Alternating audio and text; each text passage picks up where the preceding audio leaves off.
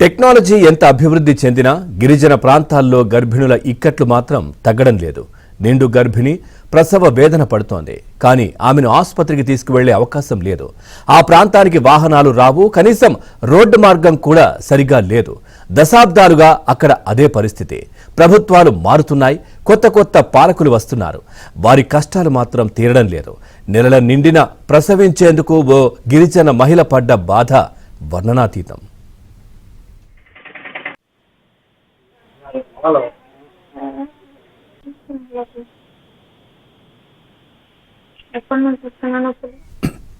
అల్లూరి సీతారామరాజు జిల్లా కూనవరం మండలం గబ్బిలాల గొంది గ్రామానికి చెందిన ఓ గిరిజన మహిళ ప్రసవించేందుకు తీవ్ర ప్రయాసకు గురైంది.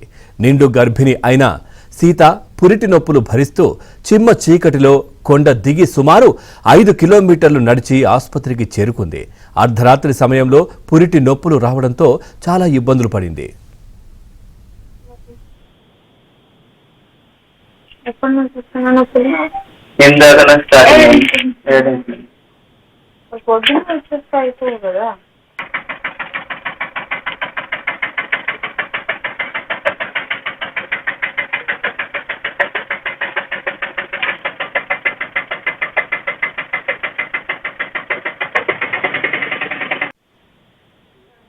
హలో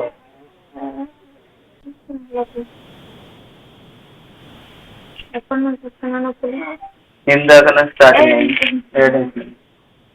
పొద్దున వచ్చేస్తే అయిపోవు కదా.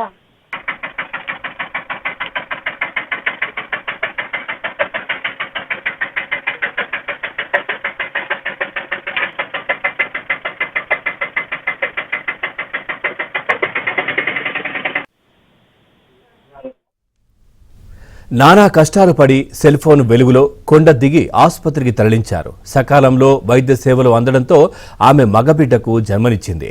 కొండల మీద నివసించే తమకు రహదారి సౌకర్యం లేకపోవడంతో అనేక ఇబ్బందులు ఎదుర్కొంటున్నామని సీత భర్త తెలిపాడు. ఇప్పటికైనా అధికారులు స్పందించి రహదారి సదుపాయం కల్పించాలని కోరాడు.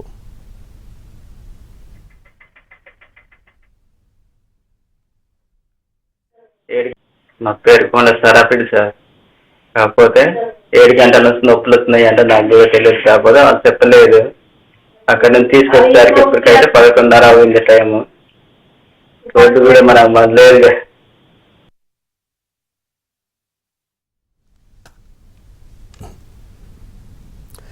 బయటికి ఇదే విషయానికి సంబంధించి మరింత సమాచారాన్ని మా కరెస్పాండెంట్ రాజుబాబు అందిస్తారు. రాజుబాబు, అప్డేట్స్ ఏంటి? ఎలా ఉంది వాళ్ళ ఆరోగ్య పరిస్థితి? ఎవరైనా స్పందించారా ప్రభుత్వ అధికారులు? పవన్, ప్రస్తుతం అల్లూరి సీతారామరాజు జిల్లా ఏజెన్సీ ప్రాంతమైన కూనవరం మండలం గబ్బిలాల గొంది గ్రామము. ఈమెకు కొండల చేత అనే నిండు గర్భిణికి అర్ధరాత్రి సమయంలో పురిటి నొప్పులు రావడంతో, అంటే వీళ్ళంతా కూడా కొండ మీద నివాసం ఉంటారు. అంటే కొండ నుంచి వేరే గ్రామంలోకి వెళ్ళాలంటే కొండ మీద నుంచి కిందకి రావాలి. సుమారుగా 5 కిలోమీటర్ల దూరం ఉంటుంది.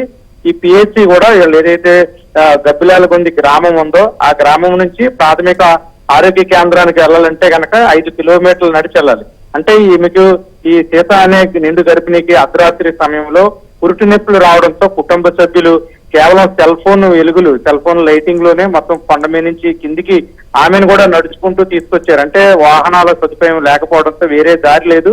ఆ గ్రామం నుంచి ఎక్కడికి వెళ్ళాలన్నా కేవలం నడుచుకొని రావాలి. అంటే కొండ మీద నుంచి కొండ కిందకి దిగాలి. అంటే 5 కిలోమీటర్ల దూరం ఉంటుంది. ఈ కూటూరు ప్రభుత్వ ఆసుపత్రికి కూడా వెళ్ళాలంటే 5 కిలోమీటర్ల దూరం ఉంటుంది. కాబట్టి కేవలం కొండపై నుంచి నడిచి వచ్చారు.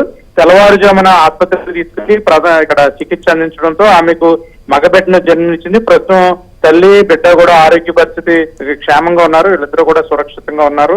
ప్రస్తుతం అయితే కనుక వైద్యులు వీళ్ళ ఆరోగ్యానికి సంబంధించి ఎటువంటి ఇబ్బంది లేదని కూడా చెప్తున్నారు. అంటే ముఖ్యంగా చూస్తే కనుక ప్రస్తుతం ఈ గ్రామానికి సంబంధించి వాళ్ళు కొండ మీద ఉంటారు. ఎక్కడికి వెళ్ళాలన్నా సరే కొండ నుంచి ఖాళీ నడకన ఒక బాట ఉంటుంది. బాట దారిలోనే రావాలి. రాష్ట్ర ప్రభుత్వం స్పందించి రోడ్డు వేస్తే కనుక, తమ గ్రామానికి ఒక రోడ్డు వేస్తే కనుక తమకు ఎలాంటి కష్టాలు ఉండవు, సురక్షితంగా ప్రయాణం చేయవచ్చు. తీవ్ర ఇబ్బందులు పడుతున్నారు పిల్లలు కావచ్చు, ఇలాగా గర్భిణీలు కావచ్చు, ఆసుపత్రికి వెళ్ళాలన్నా బయటకు వెళ్ళాలన్నా తీవ్ర ఇబ్బందులు పడుతున్నారు. కాబట్టి ప్రభుత్వం స్పందించి రోడ్డు వేయాలని కోరుతున్నారు. ప్రస్తుతం అయితే కనుక రాత్రి ఈమెను అర్ధరాత్రి సమయంలో ఒక సెల్ ఫోన్ వెలుగుల్లోనే ఖాళీ నడకను కొండ మీద నుంచి కిందకి తీసుకురావడం కూడా చాలా ప్రమాదకరమైన పరిస్థితి. అయినా సరే వేరే గత్యంతరం లేని పరిస్థితుల్లో వీళ్ళ అర్ధరాత్రి సమయంలో కొండ దిగారు. ప్రస్తుతం వీళ్ళ తల్లి కొడుకు కూడా ఇద్దరు బిడ్డ పరిస్థితి కూడా ఆరోగ్యంగా ఉంది. వైద్యులు కూడా మెరుగైన వైద్యం అందిస్తున్నారు. ప్రస్తుతం సురక్షితంగా ఉన్నారు. Pawan, right, thank you Rajubabu, thanks for the updates.